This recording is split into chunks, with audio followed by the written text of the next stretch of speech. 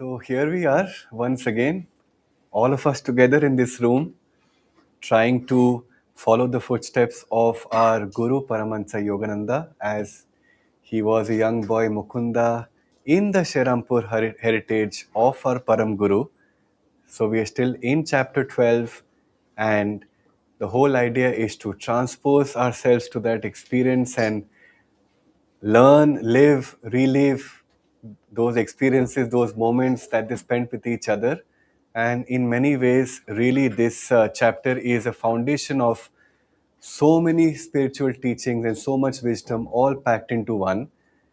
And it's just a blessing to be able to go through this wonderful book and this chapter with all of us together.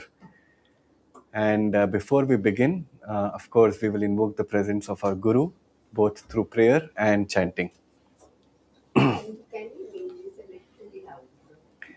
Yes, that's why Abhijit has a mic specially for you today.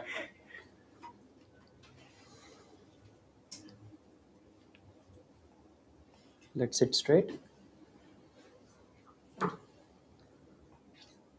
Holding our spine straight. Gaze uplifted.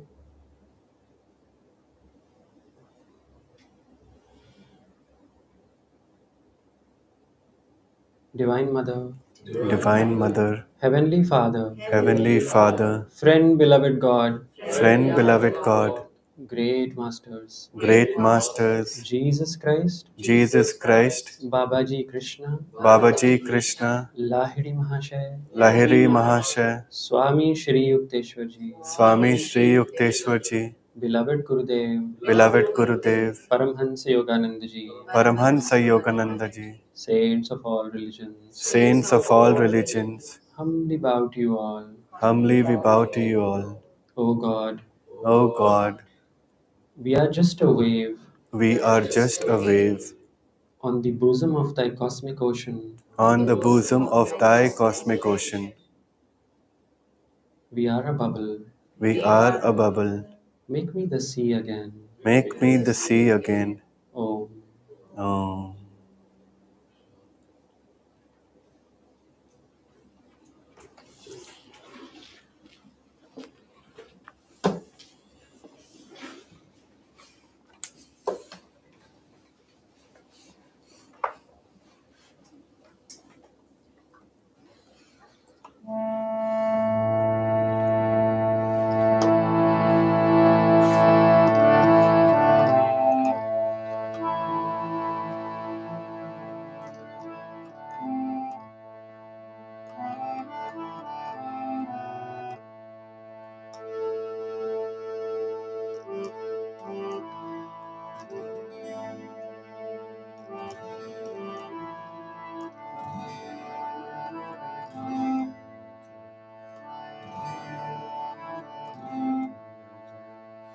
Govinda Jai Jai Gopal Jai. Govinda Jai Jai Gopal Jai. Rama Hari Govinda Jai. Rama Hari Govinda Jai. Govinda Jai Jai Gopal Jai. Govinda Jai Jai Gopal Jai. Rama Hari Govinda. Rama Hari Govinda. Govinda Jai Jai Gopal Jai. Govinda Jai Jai Gopal Jai. Radha Ramana Hari Govinda. Radha Ramana Hari Govinda. Govinda Jai Jai Gopal Jai. Govinda Jai Jai Gopal Jai. Hari Govinda. Hari Govinda. Govinda Jai Jai Gopal Jai. Govinda Jai Jai Gopal Jai. Radha Ramana Hari Govinda. Radha Ramana Hari Govinda. Govinda Jai Jai Gopal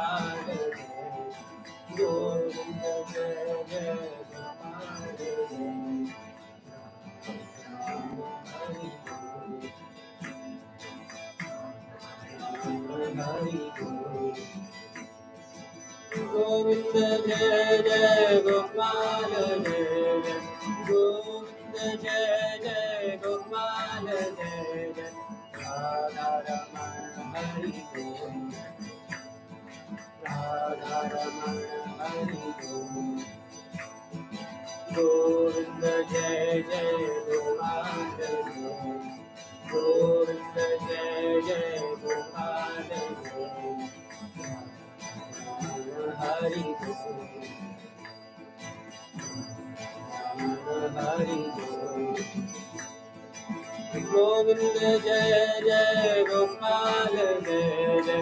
Govinda Jai Jai Gopal Jai Jai. Radha Ramana Hari Bol. Radha Ramana Hari Bol.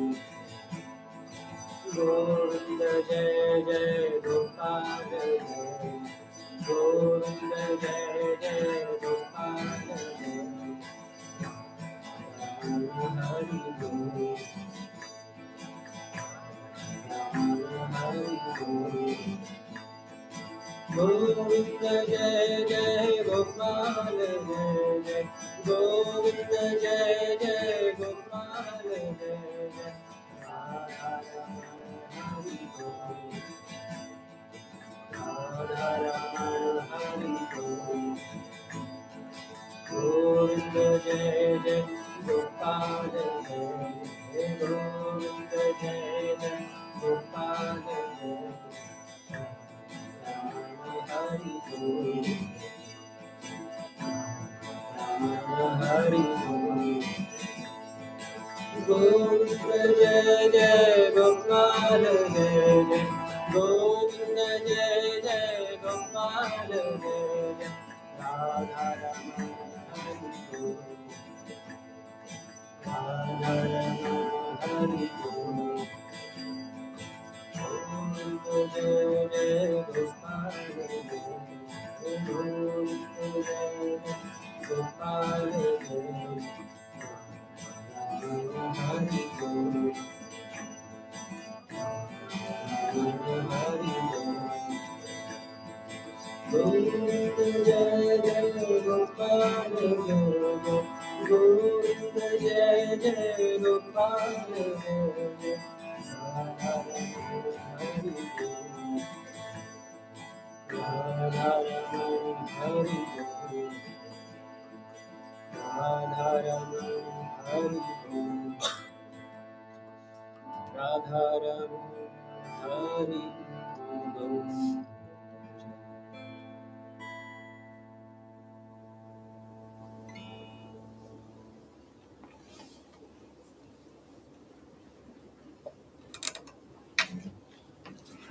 As we sit in silence, briefly, let the heart continue its call to Govind.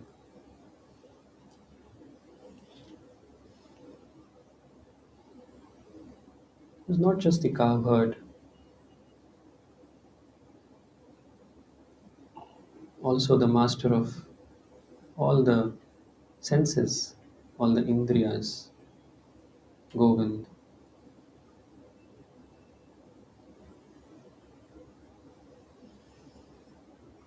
Our Krishna, our dear Babaji.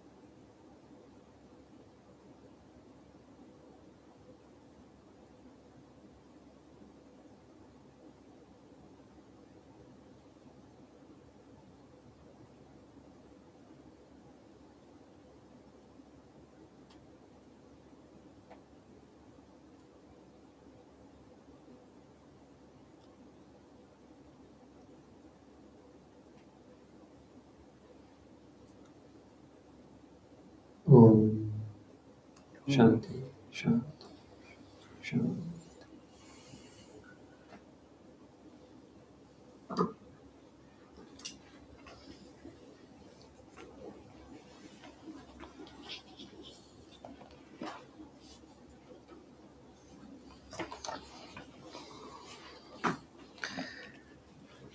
So, in the last reading, we spent some good time with our friends, the mosquitoes, and learned a couple of important lessons.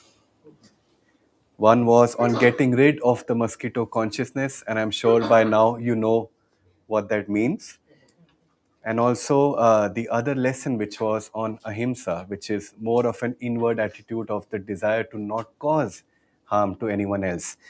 And then we ended on page 115 of this book, in case you still have the copy, where we spoke about how masters, always being one with God, since they are in constant communion with God, they are able to um, create or impact the subtle law of cause and effect directly from the causal world. And we went through that experience where Yukteswarji was made to oscillate between good health and bad health purely by Lairi Mahasay's words.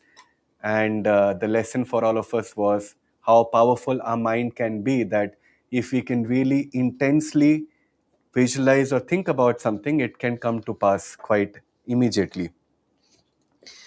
So we will continue from this page now, 115, where it says, Sri Yukteswar was a peerless interpreter of the scriptures. This is the third paragraph. Many of my happiest memories are centered in his discourses, but his jewel thoughts were not cast into ashes of heedlessness or stupidity. One restless movement of the body or my slight lapse into absent mindedness sufficed to put an abrupt period to Master's exposition. You are not here.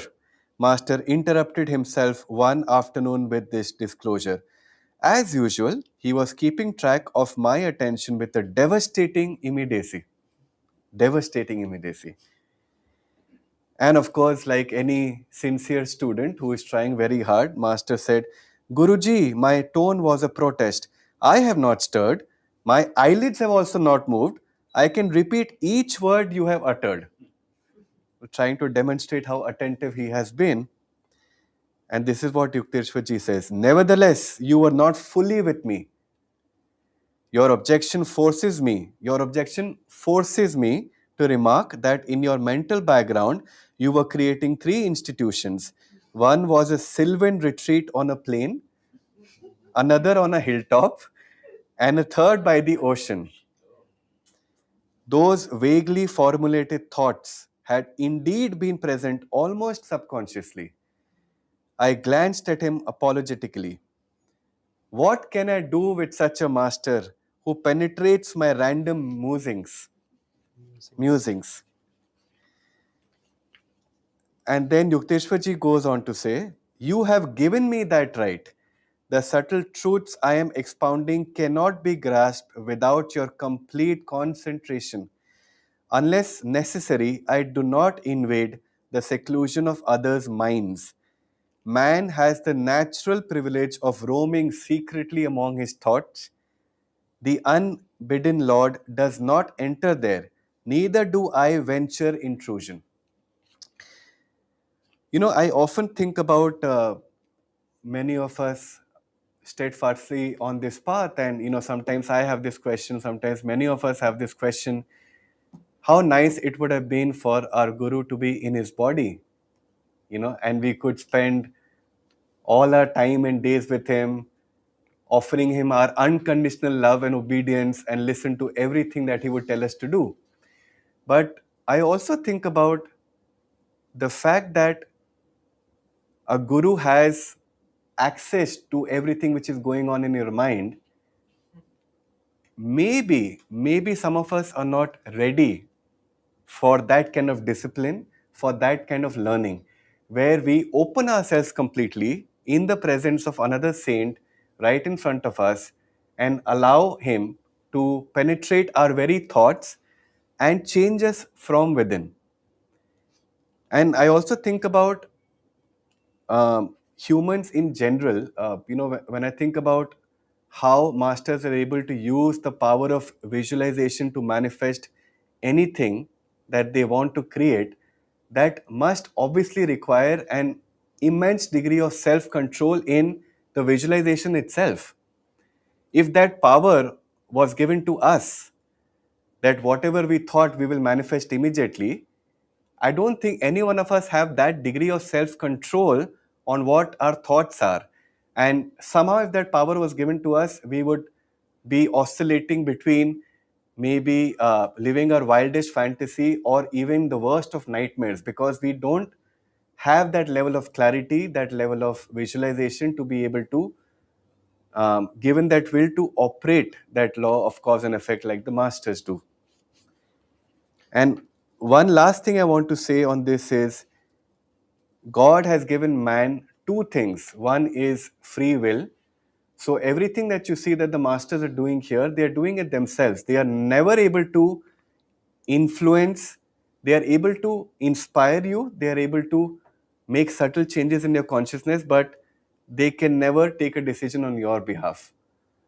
So ultimately, it is really up to each one of us to offer that love back to the Guru, to the masters, and to be able to follow these teachings on our own. That's the only part, that man's free will, which can never be taken away by even the gurus or God. Um, what is interesting here? So, thankfully, we have been granted secrecy, at least in our mind. Our thoughts, at least they are private. And so um, we can use discretion as to what should come out, right? Hmm. Um, but then the question comes that doesn't God know all our thoughts, right? And here the highest form of discipleship is said to be that don't ask anything of God. God already knows your thoughts, your situations, and He will do what is right for you.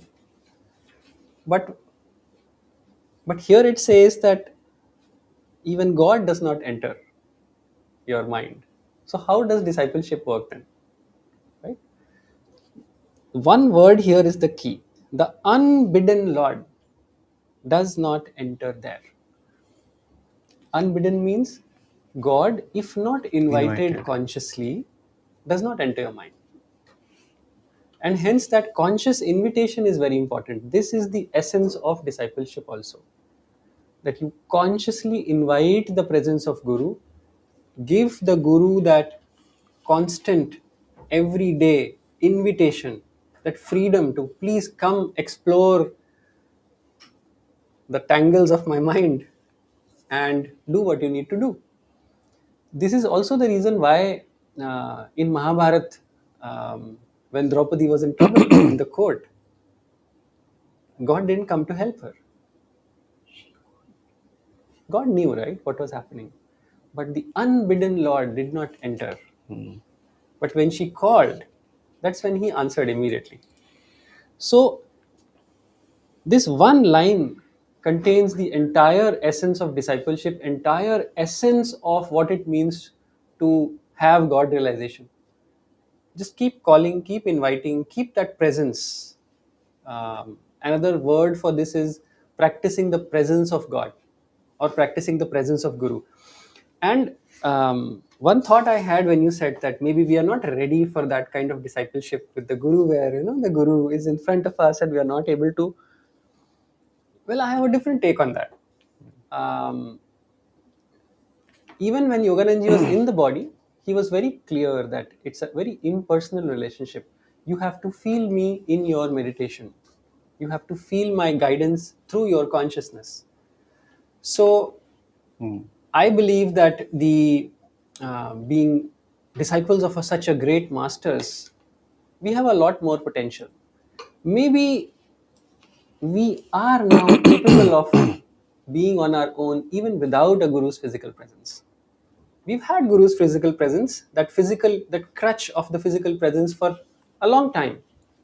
Now maybe he's just experimenting that, okay, maybe you are mature enough to still blossom and keep me in your consciousness even if I am physically not there with you. Can you do it? And the answer for every disciple in this situation should be yes. This is the next level of the challenge, which I will meet joyfully. And I will listen and I will invite you, even if you're physically not there, even if it is not easy to talk to you. Still, I will invite your whispers through my constant call. This also reminds me of the purification ceremony where the master says, "Open your heart to me, and I shall enter and take charge of your life." And this is where we completely willingly surrender our life at the feet of our guru and say, "Yes, you have access to my deepest feelings, my deepest thoughts, and just change me from within." And then Yukteswarji says, "Your architectural dreams will materialize later. Now is the time for study." Thus, incidentally, my Guru revealed in a simple way the coming of three great events in my life. And you can see the pictures on the left of two of those architectural dreams that Mukunda is visualizing. Since early youth, I had had enigmatic glimpses of three buildings, each in a different setting. In the exact sequence Sri Yukteswar had indicated, these visions took ultimate form. First came my founding of a boys' yoga school on a Ranchi plain, then my American headquarters on Los Angeles Hilltop, which we know is Mount Washington, and finally a hermitage in Southern California by the vast Pacific, which is the Encinitas Hermitage. And this is where it gets interesting. Master never arrogantly asserted, "I prophesy that such and such event shall occur." He would rather hint, "Don't you think it may happen?" But his simple speech had Vatic power. There was no recanting, never did his slightly veiled words prove false. And we have some new Raja Yoga students here, and you may recall uh, the Yama of, yama Yama of of Satya. Satya, non-lying, where somebody who can practice Satya perfectly is given a siddhi, and that siddhi is um, anything that you wish to manifest can happen simply by your mere words, without acting, without the need for acting at all. And of course, saints possess this power, and we can clearly see a live demonstration in these pages of the power that Yukteswarji had to manifest all of these visions that Yogananda always had as a boy in his subconscious. Sri Yukteswar was reserved and matter of fact in demeanor. There was naught of the vague or daft visionary about him. His feet were firm on the earth, his head in the heaven of heaven. Haven of heaven. Practical people aroused his admiration. Saintliness is not dumbness. Divine perceptions are not incapacitating, he would say. The active expression of virtue gives rise to the keenest intelligence. Now, you This know, is this is very important for people on the path, because many times, especially when you begin, you start feeling that okay, it's all right, and anyways, I have to trust, and what is the need to be, exert energy on the practical world? Where is why you can just be, just flow with life and all of us may have gone through that phase, may still be going through that phase, but here is a clear demonstration, and a para that follows also is that pure simplicity. That was his aura. His marvelous aura was just pure simplicity of being, and that's it. No bombastic words, no trying to portray as if you're a saint, but just being a saint. And on the spiritual path, this is something very important to understand, that actually there is no spiritual path which is separate, or material world which is separate. It actually all just, it's all just one, right? And that is why the householder path is said to be the higher path than the monastic path, because in the householder path there is no separation between this and that. There is no trying to run away from something in order to achieve something, which is what Lahiri Mahasaya came to demonstrate when the age started turning again, when the consciousness and the ability of people to understand and exemplify, to practice this in day-to-day life, when it became possible. That is when this example was again given to us through Lahiri Mahasaya, that how you can still be in the world, and as they say, not of the world, but then everything is just one reality, whether you close your eyes or you open your eyes. And even Sri Ramakrishna Paramahans would tell his disciples, don't be dumb. If you go to the market, please bargain. He said 50 paisa and you just bought it. You should have bargained. He would tell his disciples. So this practicality should go hand in hand with whatever we are trying to do. Um, Also, so that our guru doesn't get a bad name, that all his disciples are foolish. You can cheat them any way you want. In fact, many of us have this vague notion that when you meet a saint or anyone who is on the spiritual path, outwardly they are expected to look a certain way, they're expected to behave a certain way, they're always very nice, almost like a people pleaser. And Yukteswarji was anyone but that. Because if you think about it, the more you meditate and the deeper you go in your meditations and the closer you come to God contact in your meditation, one of the aspects of God that start coming out fully is wisdom.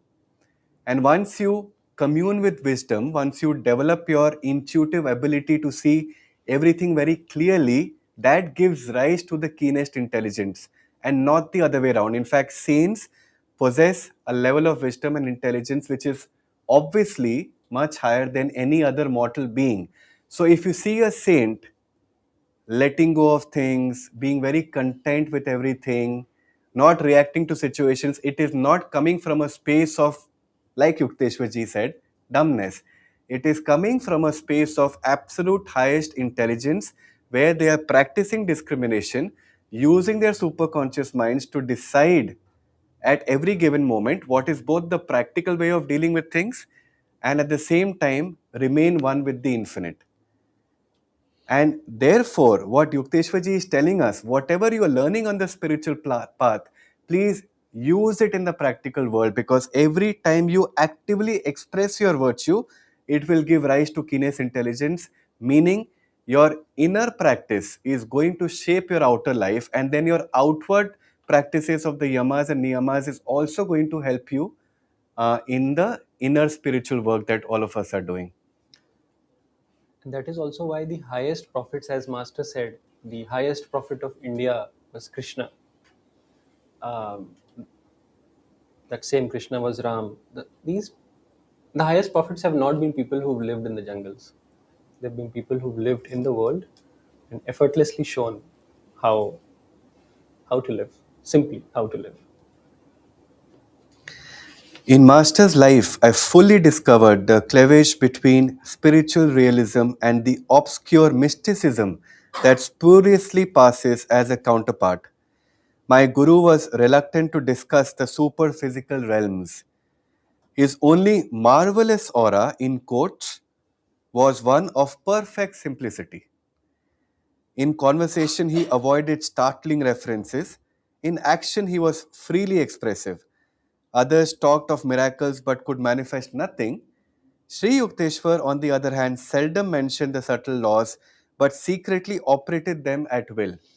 And we have to realize that whatever miracles we are seeing Yukteswarji performing is because our Guru Yogananda is giving us that sneak peek, but it's not as if whoever went to Yukteswarji could witness that, because he would reserve that only for very specific occasions where he was sanctioned by Divine Mother to do some of these things and where it helped his close disciples. And that is exactly what he goes on to say. A man of realization does not perform any miracle until he receives an inward sanction. God does not wish the secrets of his creation revealed promiscuously. Also, every individual in the world has inalienable rights to his free will. A saint will never encroach upon that independence. This is something I was mentioning earlier, which means that no matter what happens, the law of cause and effect is going to operate in this world. Whatever actions you take, it is going to sow a seed, and the karma of that is going to come out. That process cannot be stopped. Of course, when a guru intercedes with the divine sanction, the negative effects of your past karma can be partially mitigated to varying degrees. We've seen Babaji doing that in many cases.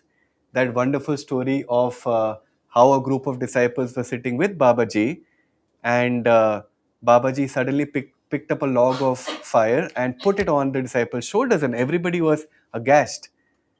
Why would you do something like that? And then he told his disciples, had he not suffered his past karma in this way, it would have been much more severe for him. The silence habitual to Sri Yukteswar was caused by his deep perceptions of the infinite. No time remained for the interminable revelations that occupy the days of teachers without self realization. In shallow men, the fish of little thoughts cause much commotion.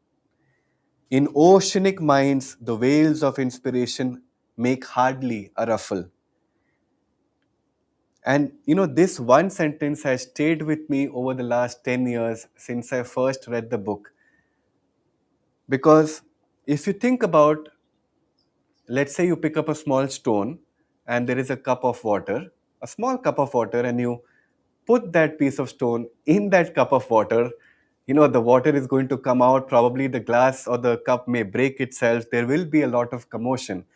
But if you pick up that same stone and put it in a vast river or an ocean, there will be hardly any ripples also that will get created.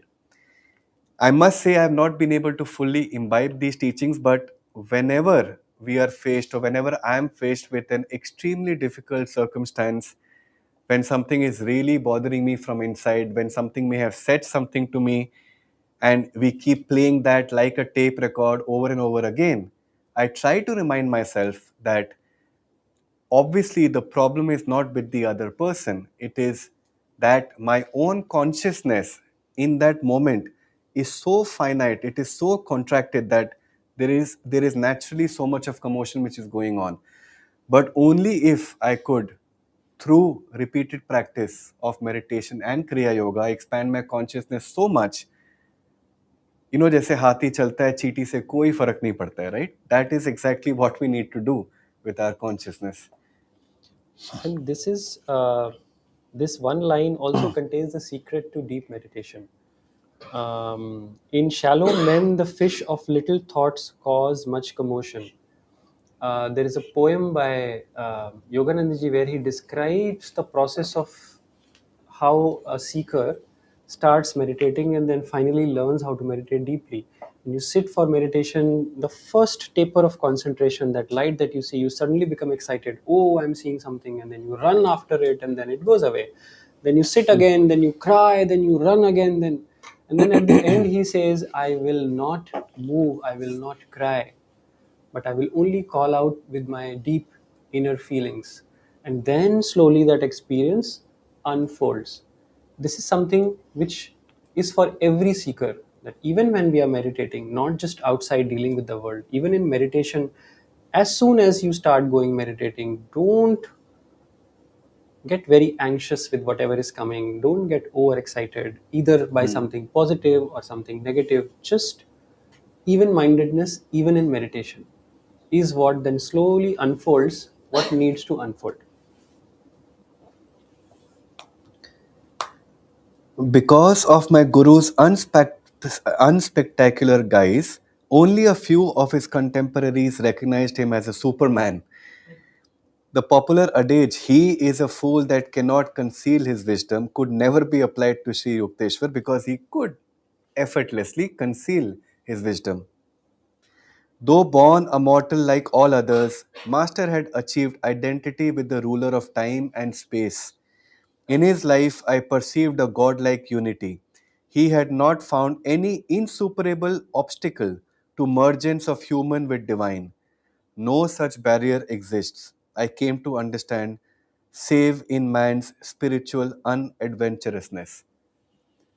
So, if there is any obstacle, if there is any barrier that we face in our communion with God, it is purely because of our own lack of self effort or unadventurousness. which is also the attitude to hold on the spiritual path. It's a path of actually full of adventure. On the so-called practical level, on the deeper level where, say, your eyes are closed or there are some inner perceptions, everything starts to unfold when you have that feeling of that you are on this great adventure with the with a great guide by your side always. And if you have that feeling always with you, then whenever you face a difficulty, you will always, that sense of adventure will always give you a high that, okay, a new difficulty has come. How do I break this barrier? And immediately you will find the solution also will start coming. And this solution really helps in getting you, that it opens the heart to all kinds of possibilities, and the guidance can flow in. So another gem for Yeah. every disciple to have. In a very subtle way, he is clearly saying that adventure will be there even in your spiritual path. Don't expect that to go away. But through this adventure and your experiences, you will dissolve the barrier that exists between you and the divine. I was always thrilled at the touch of Sri Yukteswar's holy feet. Yogis teach that a disciple is spiritually magnetized by reverent contact with a master. A subtle current is generated. The devotee's undesirable habit mechanisms in the brain are often cauterized, the groove of his worldly tendencies beneficially disturbed. Momentarily, at least, he may find the secret veils of Maya lifting and glimpse the reality of bliss. My whole body responded with a liberating glow whenever I knelt in the Indian fashion before my Guru. And this once again reminds me of, we talk about magnetism often in the Raja Yoga class, but there is only so much we can do through our own meditation, our own practices to become spiritual magnets. But the moment we come in the company of a saint, like Yogananda ji is saying, my whole body responded with a liberating glow. It's almost like all the molecules of your own being get aligned the moment you are in the company of a saint. And there is that cauterizing touch. We were also speaking about habits yesterday in one of the classes, and there is a lot of material that Yogananda ji has shared about how we create habits through repeated actions that form grooves and actual physical grooves in the brain. And through various practices, little by little, those physical grooves also can be dissolved, and that is what happens through the touch of a guru as well. And you can imagine, merely by reading this, I at least feel so much transformation happening. Imagine being there with Sri Yukteswar, being able to have the opportunity to bow down and touch his feet. How beautiful that would have been.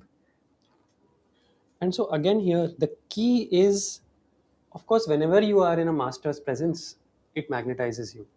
But the key again for the disciple is reverent contact. Not just thinking that, okay, now I'm become a disciple, it's okay, it's his job, he will do whatever he do. No, you have to hold that that reverence, that you are, even if he is not physically present, even if you can just mentally, you're just feeling his presence, that also is big enough, is good enough, because the master is not limited by time and space.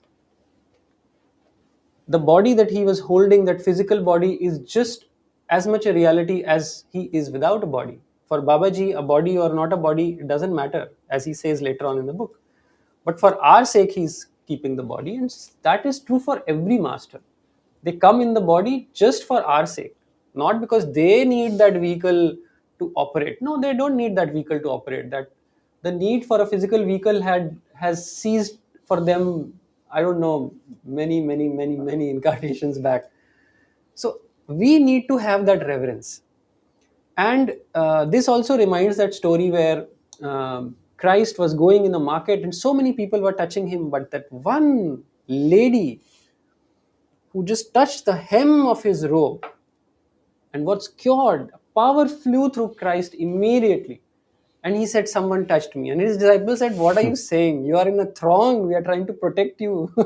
Everybody's touching you." He said, "No, someone touched me." And what was the difference between all the other 100 touches and that one touch was reverence.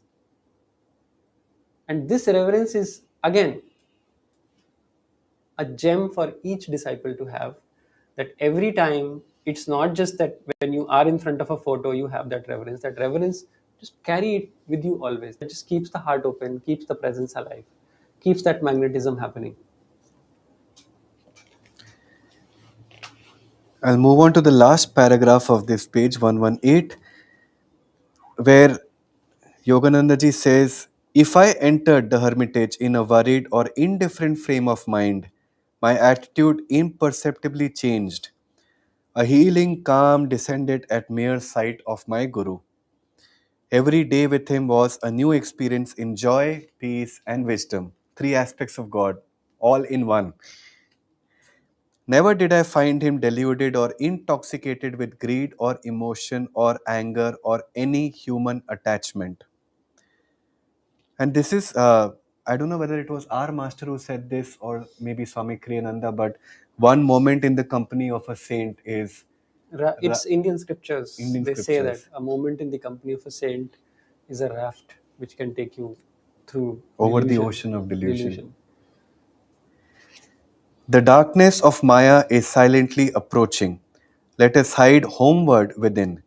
With these words at dusk, Master constantly reminded his disciples of their need for Kriya Yoga. A new student occasionally expressed doubts regarding his own worthiness to engage in yoga practice. "Forget the past," Sri Yukteswar would console him. "The vanished lives of all men are dark with many shames. Human conduct is ever unreliable until anchored in the divine. Everything in future will improve if you are making a spiritual effort now." So forget everything about the past. What are you doing now? What can I do to change my future destiny is important and determined by what I am doing now. Let go of everything that you may have faced, challenging situations, people situations. Focus on your spiritual practices. And I love this line, human conduct. We have to know it is always going to be unreliable until we are anchored in the divine.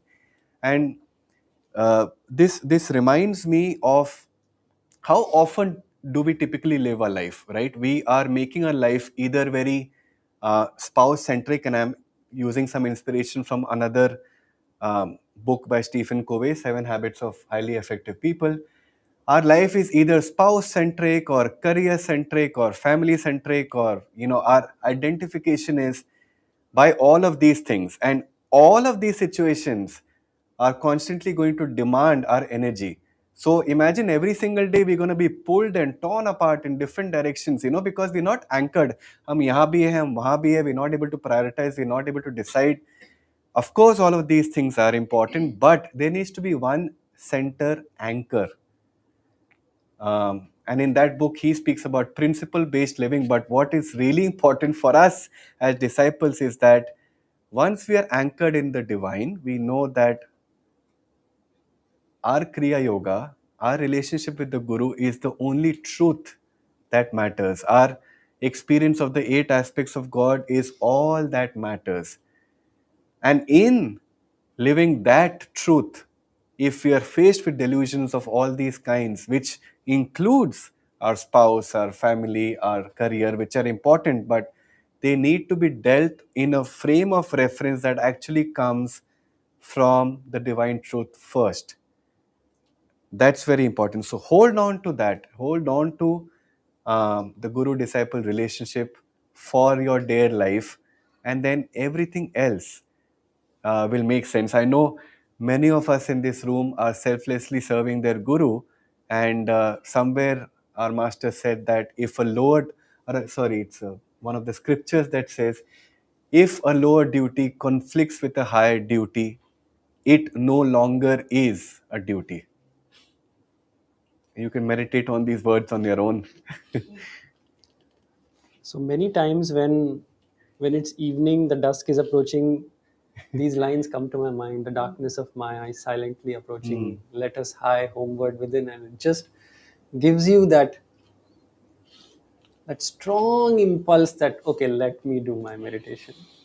uh, if from this chapter we don't take anything else, if this one small para, if we can take back, which is forget the past, the vanished lives of all men are dark with many shames. Human conduct is ever unreliable until anchored in the divine. Everything in the future will improve if you're making a spiritual effort now. The entire spiritual path, and also the encouragement to walk that path, both of that is in this one concise paragraph. First of all, it gives me heart that when he says vanished lives of all men are dark with many shames, all men include saints. Hmm. So the people that we see as saints and masters, they've also lived their lives, which also may have been filled with delusion and darkness, but they came out of it through grace and self effort. Very important. Without self effort, grace doesn't work. You have to open the curtain for the sunlight to come in. That is our self effort, opening the curtain. So that is non negotiable. And so then when they walk that path, when master's disciple would tell master, oh, you can do all these things, you are a master, he says, what made me a master? No, it was this discipline, self effort, this adventurousness, this enthusiasm. And that is something which we have, then irrespective of what we've done, whatever baggage that we may be carrying, if we just take the next step, if that is the right step, then all is well. And the next step after that.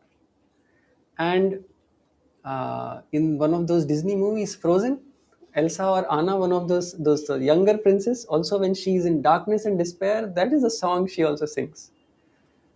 The the next right thing. That's what she does, one step after another. And then the question comes, what is the right next step? The right next step is that which makes us lighter. That is the right next step for us. And it may be different for different people. That is why there is no cut and dried formula. That is why master said spiritual path is not for fools. The path of kriya yoga, it is not a mechanical path, it's a path of intelligence. You need to always stay with your consciousness and keep seeing for yourself what is the next step that is going to make you lighter. You need to take that step. That ability to take that step, knowing, is attunement. What is the right thing to do?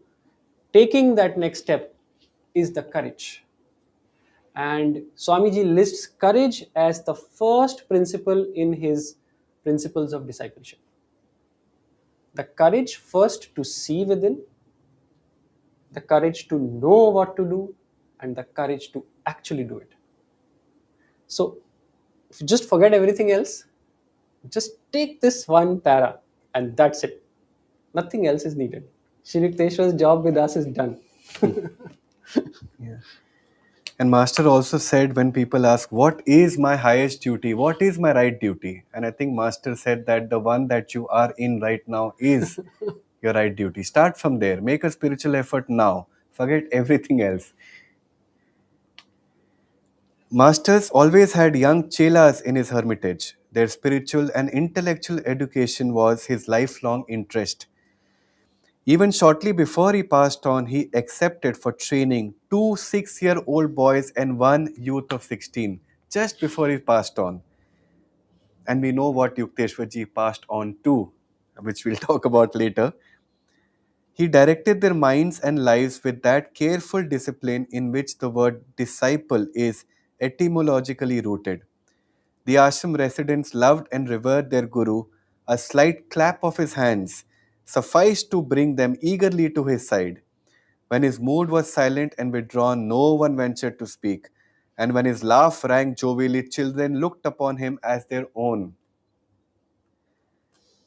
Master seldom asked others to render him a personal service, nor would he accept help from a student unless the willingness were sincere. My guru quietly washed his clothes if the disciples overlooked that privileged task. Sri Yukteswar wore the traditional ochre colored Swami robe. His laceless shoes, in accordance with Yogi custom, were of tiger or deer skin.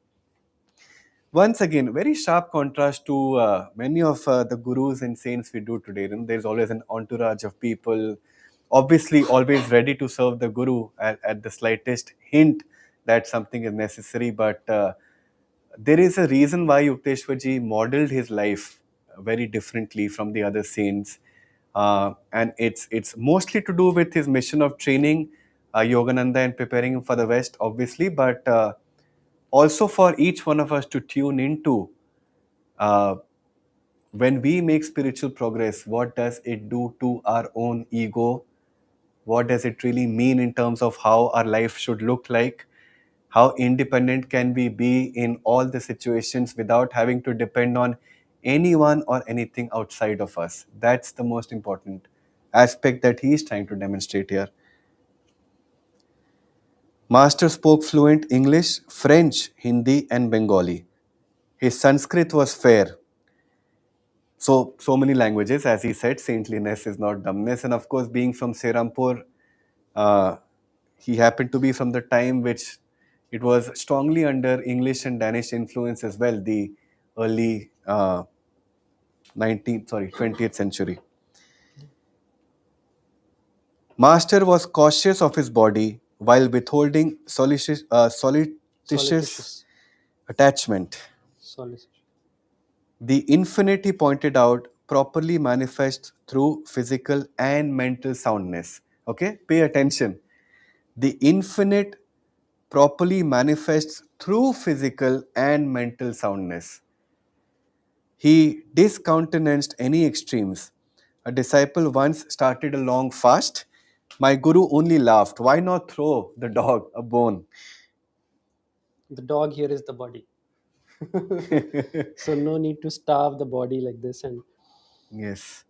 And I think this also helped Master model his life after the life of his guru, because even when he became very famous, when he had so much of property, disciples, his life continued to be a life of utter simplicity. Not even a few rupees ever in his pocket. If he ever put money in his pocket and he found there's something, he'll take it out and he'll give to some disciple, go eat some ice cream, go do this, do that, and he will just spend everything away. And he always asked his disciples, Master always asked his disciples to follow lady simplicity. Much like Saint Francis used to say, lady poverty. But Master said it's a little too extreme maybe for today's time. Not lady poverty, but lady simplicity. Certainly, every disciple of Master, everybody, all human beings, why just disciples of Master? Every human beings, but certainly the disciples of Paramans Yogananda should be anchored and have the company of lady simplicity. It just makes life so simple. Yeah. And there are several aspects in this book. If you think about it, our teaching is actually very balanced. Everything that we are expected to do, it is understood that we are living householder life, most of us, and that balance is very important. And there is a lot of emphasis on how important it is to take care of a physical body. Yogananda ji himself said that our body is a temple for God, and we must keep it fit for self realization. That is why he came up with the energization exercises. That is why he advocated that we exercise for at least 30 minutes a day so that we sweat and the disease toxins from the body can be released. And which is what Yukteswarji goes on to say that, while his health was excellent, he permitted students to consult doctors if it seemed advisable. Physicians must carry on their work of healing through God's laws as applied to matter. But he always extolled the superiority of mental therapy. And he said wisdom is the greatest cleanser. And I will end with this last paragraph for today, which again talks about the body, but very powerful. The body is a treacherous friend. Give it its due no more. Pain and pleasure are transitory. Endure all dualities with calmness, while trying at the same time to remove their hold. Imagination is the door through which disease as well as healing enters. Disbelieve in the reality of sickness even when you are ill. An unrecognized visitor will flee. I mean, there is just too much wisdom here. And I remember Abhijit's example in the last class when he spoke about when they were expecting the first child and you could not fall sick and he slept for only 3 hours and I cannot fall sick and you have that divine call and somehow that unrecognized visitor will flee because it's not the true place. When I came first to the spiritual path, one aspect which I was really battling with a lot was, my ill health and disease of different kinds.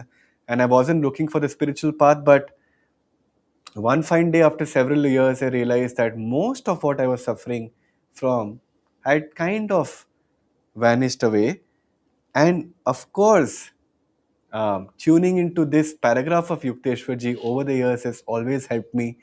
Tuning into Swami Kriyananda's own life when he would inspire disciples to not worry about little things like a cold is coming or fever or sickness is coming. He would have, even in his 80s, if he had to go up there and give a public talk to hundreds of people and he would not be feeling well. Remember what he had said to Asha ji. So Asha ji, Naya Swami Asha, when Swamiji was not feeling well and he had to go up and Hmm. give a talk, she said, "No, Swamiji, how will you go and give a talk? You need to rest. Somebody else will go." And suddenly he says, "Get thee behind me, Satan," because he saw that moment of weakness, which most people would just give into. Said, "Of course, I'm not feeling well," but he saw that as a strong force of Maya trying to dissuade him when in his last years he would not miss any opportunity to share his vibrations with truth seekers. So I think we are ending with this. But these two lines are: imagination is the door through which disease as well as healing enters. And um, I think the first thing we can do is just look back and reflect. Whenever we've had some illnesses, there have been certain triggers. Um, Many times you may even feel that you could feel it coming, and you've kind of allowed it to come. And there was a time, especially maybe earlier, in Kali Yuga, when in the dark ages, when everything was just about the body. If you've anything, you just take medicine. And now, with the new medicine, new age philosophy, psychology, etc., coming now, people are more able to recognize also that a lot that is happening in the body. In fact, almost everything that is happening in the body has its origin in the mind, and that is why there are um, so many modalities now which are available for people to actually go into the mind, see what's happening, and try to clear the debris, the blockages which are there in the mind, which are blocking that energy to flow. Once that happens, the body automatically heals itself. Body always has healing power. There are documented cases where people have miraculously late stage cancers have been reversed just because they've actually gone into the mind and they've actually cut out, resolved what needed to be resolved. And that entire wisdom which is now unfolding is captured in these few words: wisdom is the greatest cleanser. So you may try to cleanse the body through diet, you may try to cleanse the body through environment, right company, right food, sunlight, all is fine. But the greatest cleanser is that fire of wisdom, which actually, and what is wisdom? Wisdom is just that sudden clarity. When you are stuck somewhere, there is some attitude that you've been carrying this whole life or maybe many lives, something that keeps you bogged down, that blocks your energy. Suddenly you realize something about it and it just lifts off. That is the point, that shaft of wisdom that comes. And it just cleans everything away, not just in the body, but in Yeah. the mind, in the energy, in the physical body. And I think with this, Yeah. we should give a So, pause. two lessons. Don't let be so strong in your mind that you don't allow a disease to enter. That's lesson number one. But even if it has entered, disbelieve in the reality of sickness, and the visitor will flee. So both solutions have been given to us. So we Okay. pause this again here, and are we ever going to finish this chapter?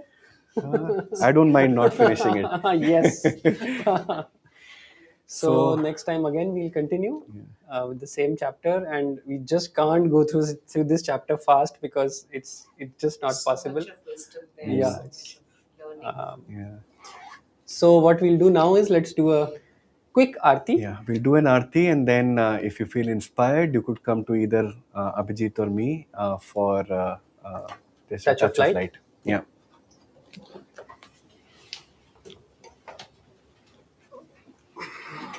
You want to do it?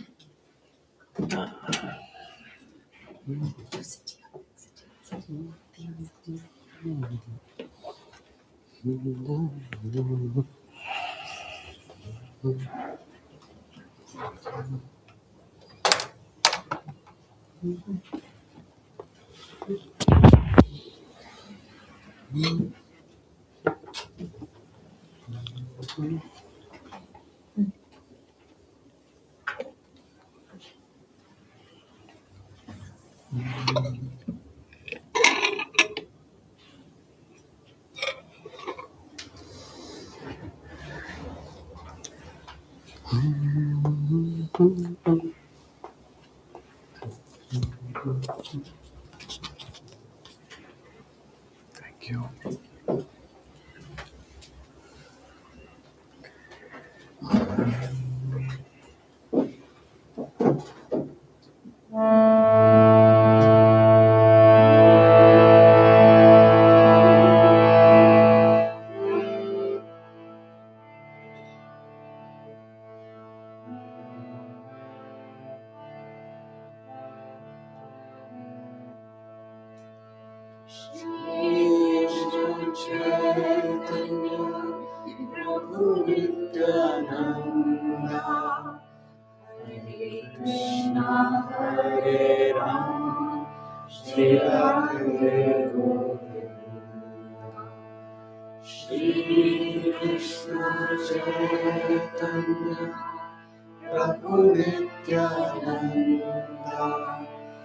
Hare Krishna, Hare Rama, Shri Radhe